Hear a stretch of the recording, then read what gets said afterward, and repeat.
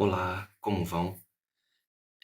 Nessa aula a gente vai trabalhar um pouco os mecanismos que levam à produção de anticorpos.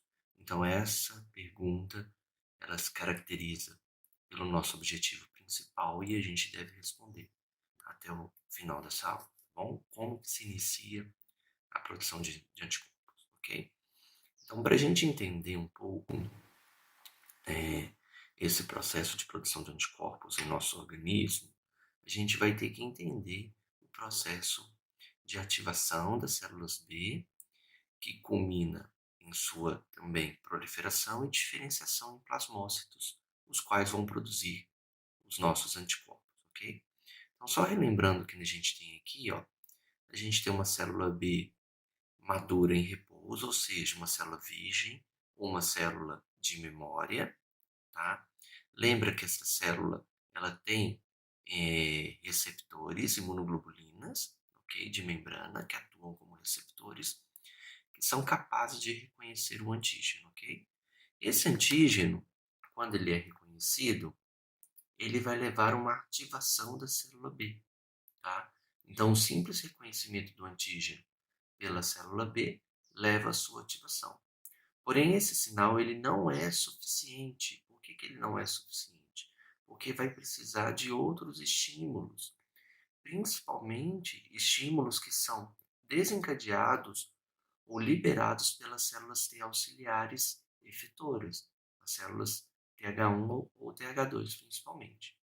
A partir da presença desses estímulos, a gente vai ter um processo de expansão clonal, ou seja, proliferação, e seguida aí da diferenciação em plasmócitos, tá? Como a gente pode observar aqui.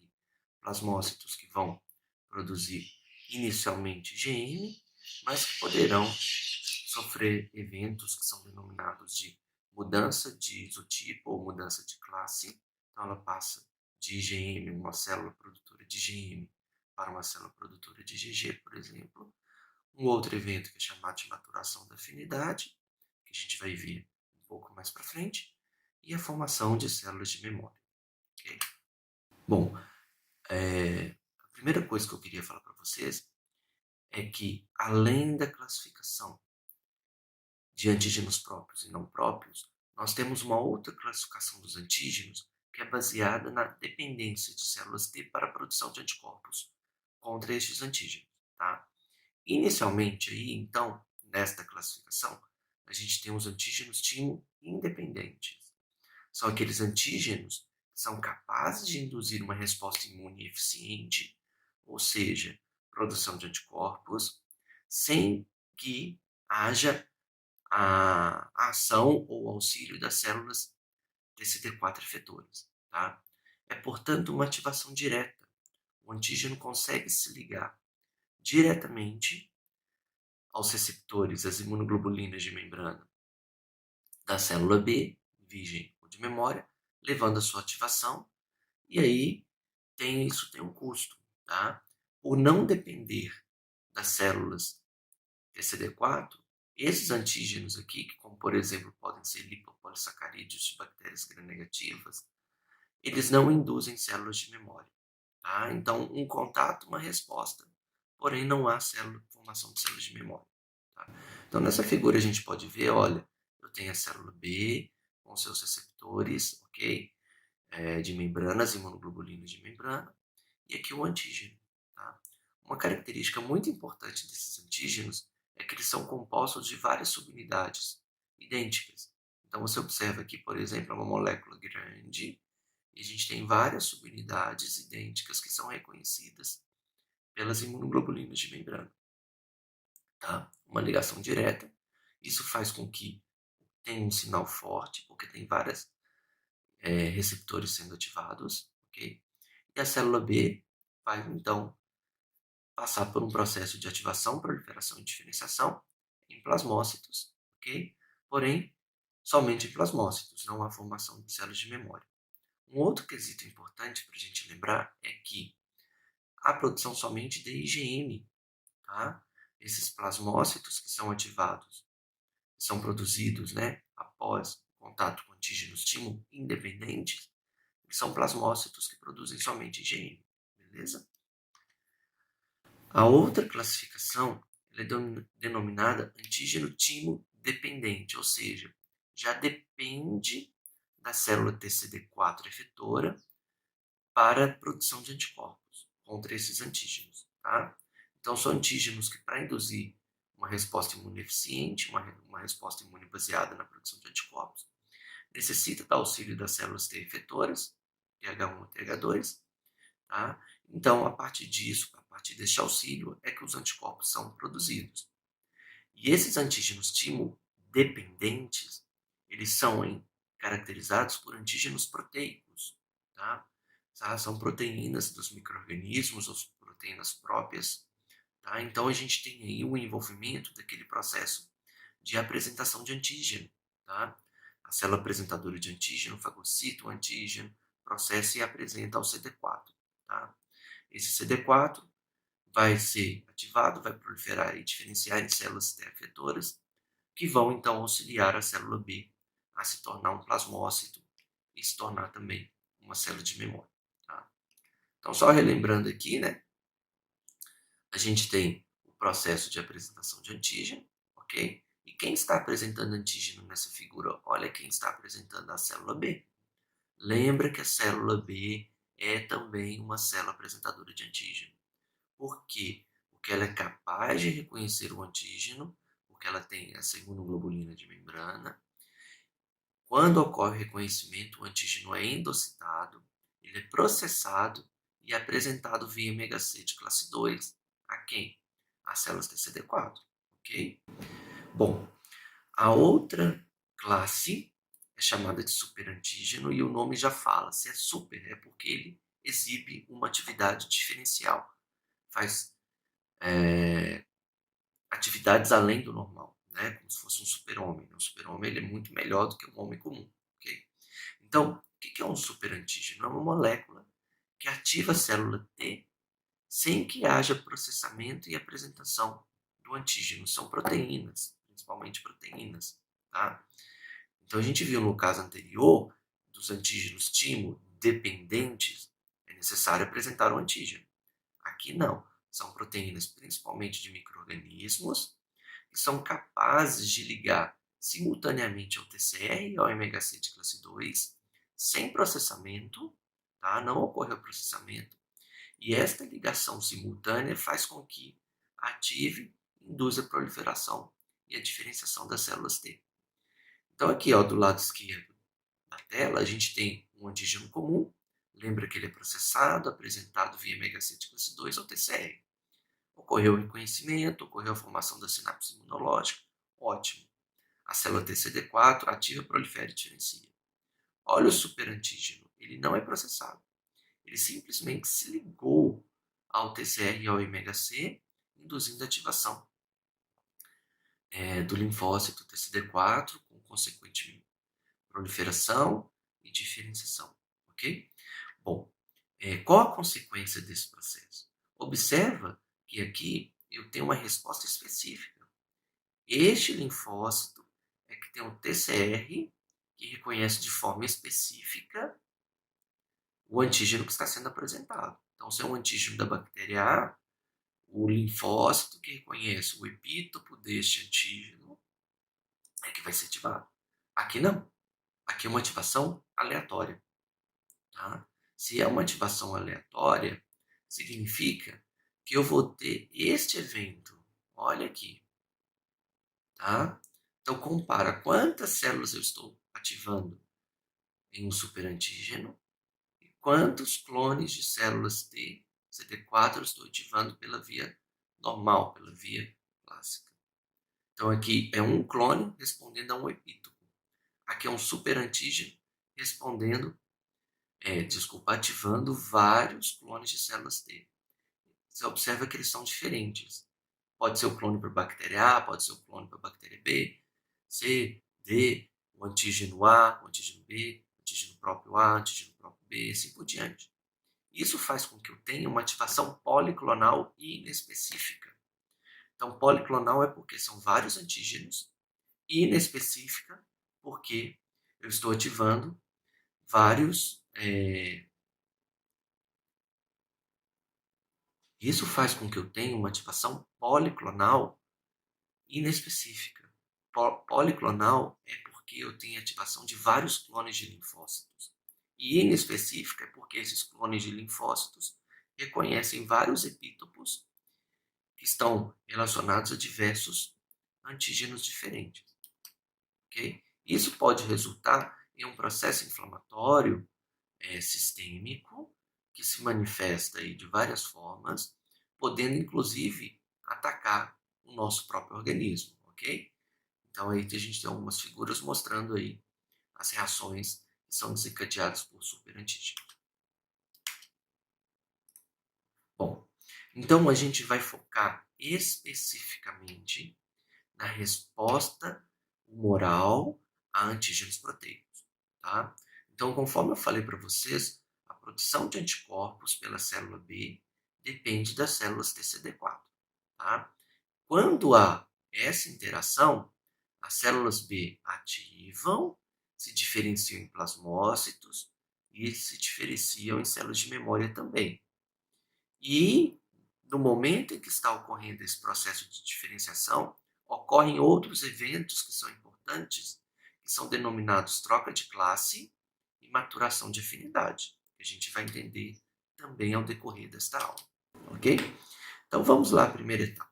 Para que a gente consiga produzir anticorpos contra um determinado tipo de antígeno proteico, é necessário que a nossa célula B reconheça esse antígeno e após o reconhecimento, que é feito pelo receptor de células B, pelas imunoglobulinas de membrana, nós vamos ter uma série de sinais, ok? Estes sinais que são desencadeados aqui vão levar a uma ativação da célula B, tá? Esta ativação da célula B, portanto, ela é iniciada logo após a ligação do antígeno ao receptor, a imunoglobulina de membrana presente na superfície da célula B. Okay? Bom, esta ativação ela é caracterizada por uma resposta funcional, ou seja, se ativou é porque teve uma resposta. Tá? Essa resposta funcional das células B, após o reconhecimento do antígeno, vai ser caracterizada por um aumento da sobrevivência da célula, pela sua capacidade de proliferação, ela vai proliferar, pelo aumento da capacidade de coestimulação de células T e pelo aumento da sua capacidade de apresentação de antígeno. Então veja bem, a célula B acabou de reconhecer o antígeno. Ela é uma célula apresentadora de antígeno. Para que ela possa se diferenciar em plasmócito, ela precisa apresentar o antígeno à célula TCD4, tá? E aí a gente vai ter, através dessa interação, que a gente vai observar um pouquinho mais para frente, com mais detalhe, a gente vai ter a produção de anticorpos, tá? Então, esses anticorpos contra os antígenos proteicos, é necessário só que o TCD4 reconheça o antígeno que está sendo apresentado. E esse processo é um processo onde a gente tem a troca de sinais entre essas duas células, a célula T e a célula B, e esse processo foi denominado de cooperação, tá? Cooperação entre as células T e B. As interações que são observadas, elas vão induzir eventos que nós podemos dividir em duas fases, uma fase que é chamada de precoce, onde as células B proliferam, secretam imunoglobulinas e realizam um processo de troca de classe, e a fase tardia, onde a gente tem a maturação da afinidade, a geração de células de memória e também podemos ter as trocas, o fenômeno de troca de classe. Tá bom? Então vamos lá para os eventos precoces. Tá? Se a gente tem uma interação forte entre essas duas células, a gente tem um processo de troca de sinais que vão favorecer a continuidade da ativação dessas células, ok? Bom, nesse processo, precocemente, a gente pode dizer que está ocorrendo a apresentação de antígenos pela célula B. Esse fator é muito importante para que os linfócitos TCD4 recebam sinais para se manterem ativados. São linfócitos efetores que necessitam de sinais para se manterem ativados, ou seja, para manterem a produção de citocinas constantes. Se você está com dúvida nessa parte, volta lá na parte de diferenciação de linfócitos T, CD4 em TH1, TH2 e THT7 para você lembrar o que é um linfócito TCD4 efetor, ok? Bom, então olha que interessante. Se a gente relembrar as nossas aulas de órgãos linfóides, a gente vai verificar que dentro de um linfonodo, por exemplo, ou dentro de um baço, existe uma separação entre as áreas que a gente tem uma alta concentração de células B, tá? Né? E uma área que a gente tem uma alta concentração de células T. Então, as células elas estão separadas, elas estão em áreas diferentes destes órgãos. Okay? O que acontece? Lembra que os antígenos eles irão aos órgãos linfóides secundários por dois modos. O primeiro é o antígeno indo livre. Para quê? O antígeno indo livre pode ser reconhecido pela célula B de memória ou célula B virgem. E o segundo modo é o antígeno indo por meio de uma célula apresentadora de antígeno que vai apresentar o antígeno. Neste caso, quando o antígeno vem por meio da APC, ele está apresentando o antígeno aos linfócitos TCD4, né, virgem, ok? Ou de memória. Aqui, a célula B, virgem ou de memória, está reconhecendo os antígenos. Então, o que a gente tem? A gente tem um processo em que o reconhecimento de antígeno, tanto pela célula B quanto pela célula T, vai levar a uma ativação com, consequentemente, migração, tá? Destas células. Então, elas vão migrar. Por que elas vão migrar? Porque elas precisam interagir. É claro que quando eu falo migrar a célula T, eu estou falando de migrar células T efetoras. Elas precisam já estar com seu fenótipo efetor. Para quê? Porque elas vão interagir, ó. A célula T efetora, aqui, ó, maior, né? Vai interagir com a célula B. O que está ocorrendo aqui, ó? Apresentação de antígeno. Apresentação de antígeno para quê? Para que a célula B receba sinais da célula T e vice-versa. Tá? Como a gente está falando de produção de anticorpos, os sinais que são desencadeados pela célula T vão levar uma resposta da célula B. Qual é a resposta da célula B? A célula B de memória ou virgem vai se diferenciar em plasmócito e a gente tem o início da produção de anticorpos como eventos iniciais e eventos tardios a gente vai ter o que a gente chama de maturação da afinidade, mudança de isotipo também, troca de classe, que é a mesma coisa, e a formação de células de memória. Ok? Então, quando os antígenos são reconhecidos, os antígenos proteicos são reconhecidos tanto pelas células B e T nos órgãos linfóides periféricos, essas duas células vão se tornar efetoras e aí a gente tem uma resposta humoral iniciada. Okay? Então, vamos observar aqui. Ó, o que a gente tem? A gente tem um processo de migração. Lembra que as células T estão em uma área e as células B estão em outra. Tá? O que vai acontecer quando elas se tornam ativadas? Né? E aí eu vou focar aqui na célula B, quando ela se torna ativada, é porque ela reconheceu o antígeno, ela começa a migrar em direção à área de célula T. Quando a célula T, CD4, se torna uma célula T, CD4 efetora, ela começa a migrar em direção à área da célula B, ou seja, tem uma migração oposta.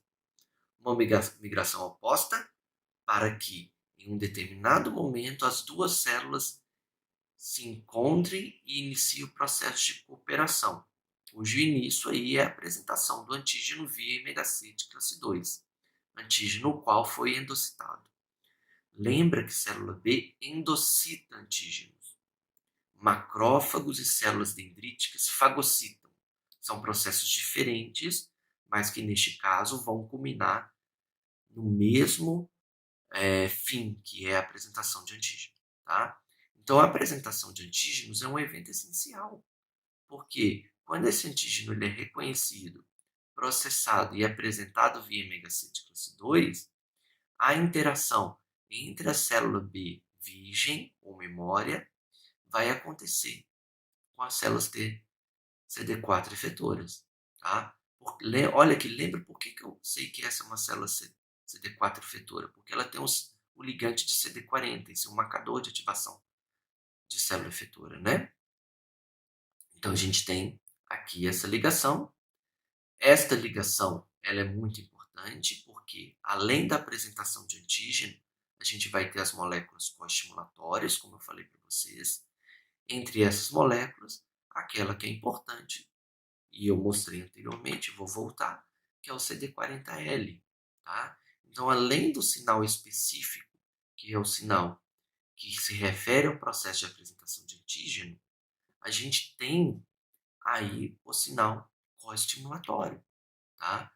O coestimulatório é importante, porque esse coestimulatório, juntamente com a apresentação de antígeno e outros sinais que nós vamos ver, que são as citocinas, vão levar à proliferação e diferenciação da célula B. Tá? Então, o outro sinal está aqui. Ó. As citocinas também participam desse processo e estão envolvidas aí na proliferação, na diferenciação celular, ou seja, na formação de células de memória ou células efetoras, e também no evento de troca de classe. Bom, então, olha aqui de uma outra forma. Vamos começar aqui. Eu tenho aqui neste canto uma célula dendrítica apresentando o antígeno, a sinapse imunológica completa, ao linfócito TCD4, virgem ou memória. Ele se ativa, ele prolifera e ele diferencia. E ele se torna um linfócito efetor. Por que eu sei que é linfócito efetor? Porque ele tem um ligante de CD40 e ele é secretor de citocinas. O linfócito efetor vai migrar e vai encontrar o linfócito B ativado, que por sua vez está apresentando antígeno. E nesta cooperação a gente tem a ação das citocinas, que são secretadas pela célula TCD4 efetora. Essas citocinas irão atuar na célula B e a ação das moléculas coestimulatórias. E o resultado desta cooperação entre essas duas células é a proliferação e diferenciação das células B. Ok? Então, estas células B, elas vão se tornar células efetoras, plasmócitos, cuja característica é secretar uma enorme quantidade de imunoglobulina. Ok? Então, vamos observar aqui. Então, imagina, aqui eu tenho a região gênica, a região genômica, que é responsável por codificar o RNA mensageiro das imunoglobulinas. Ok? Então, a gente tem a imunoglobulina de membrana sendo expressa aqui na superfície das células B virgem, ou memória. Quando ocorre todo esse processo que eu comentei anteriormente, a gente tem uma mudança pequena na expressão. Então, a gente tem a mudança de imunoglobulina, que era de membrana, passa a ser agora secretada, porque agora eu tenho um plasmócito. Ok? Observa que a única diferença que eu tenho é em relação a esta parte. A imunoglobulina secretada perde o domínio transmembrânico e citoplasmático, então ela é somente secretada. Essa é a diferença. A semelhança é que tanto a imunoglobulina que está sendo secretada quanto a imunoglobulina de membrana reconhecem o mesmo antígeno. Ok? Isso aqui a gente já viu. Então, estas imunoglobulinas, elas são produzidas, secretadas pelos plasmócitos. Conforme eu falei para vocês há muitos dias atrás, muitas aulas atrás, as imunoglobulinas, quando elas são secretadas pelos plasmócitos, a primeira que o plasmócito vai secretar é a IgM. Ok? Porém, à medida em que os sinais desencadeados pelas citocinas e o CD40 influenciam todo esse processo de produção de anticorpos, a gente tem o que a gente chama de mudança de classe. Tá? Essa mudança de classe ou mudança de isotipo, ela é caracterizada pela troca da IgM, a gente deixa de ter plasmócitos produzindo IgM e passamos a ter plasmócitos que vão produzir outras imunoglobulinas, como por exemplo IgG, IgE ou IgA. O que vai influenciar, então? Vai influenciar o tipo de estímulo, que no caso aí são as citocinas principalmente. Então, por exemplo, se durante aquele processo de cooperação entre as células T e B eu tenho a citocina, que eu vou chamar de interferon gama, eu vou ter produção de IgG. Se tiver uma outra citocina, que é chamada de interleucina 4, eu vou ter IgE. Se forem outras citocinas, como por exemplo TGF-beta, eu vou ter IgA, certo? Então, as citocinas produzidas pelas células T, CD4 efetoras, TH1, TH2 ou TH17, é que influenciam qual imunoglobulina vai ser produzida durante o evento que é chamado de mudança de classe. Tá? O outro evento muito importante que nós temos é chamado de maturação da afinidade. A maturação da afinidade ela é acompanhada de um outro evento importantíssimo para a nossa resposta imune, que é chamada de células de memória. E isso vai ocorrer nos chamados centros germinais ou centros germinativos, que são os locais onde a gente tem elevada proliferação e diferenciação de células B. Tá? Então vamos ver o que é maturação da afinidade.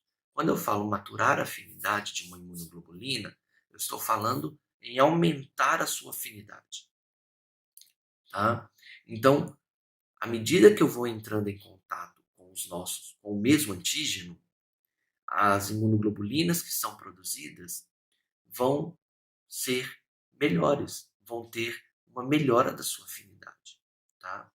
Esta maturação da afinidade é resultado de modificações, de mutações somáticas, mutações que ocorrem nas regiões que codificam as imunoglobulinas. Tá bom? Vale lembrar que toda mutação é aleatória. Se toda mutação é aleatória, tá? Em determinado momento, eu preciso selecionar.